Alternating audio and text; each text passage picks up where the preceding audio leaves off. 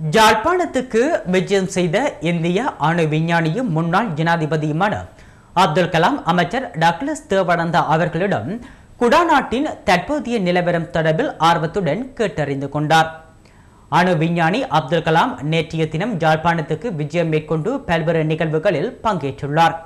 வடமாகாண ஆளுநரின் வாசஸ்தலத்துக்கு விஜயம் செய்த அப்துல் கலாம் அவர்களை அமைச்சர் டக்ளஸ் தேவானந்தா, ஜாழ் அரசாதிபர் திருமதி மில்டா சுகுமார், வடமாகாண பிரதம செயலாளர் திருமதி விஜயலட்சுமி ரமேஷ், ஜாழ் மாநகர முதல்வர் யோகேஸ்வரி பெட்குனராஜா ஆகியோர் வரவேற்றனர்.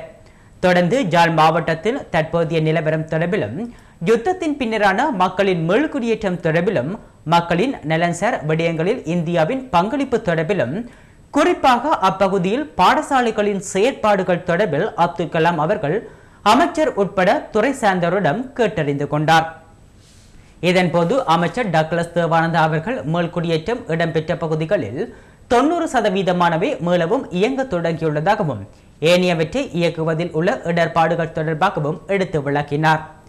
இதனிடையே யாழ் மாவட்டத்தில் சுமார் 1000க்கும் மேற்பட்ட தொழிற்சாலைகள் இருந்ததாகவும், அவற்றில் சில மட்டுமே மீளவும் புனரமைக்கப்பட்டுள்ளதாகவும் இதன்போது சுட்டிக்காட்டப்பட்டது.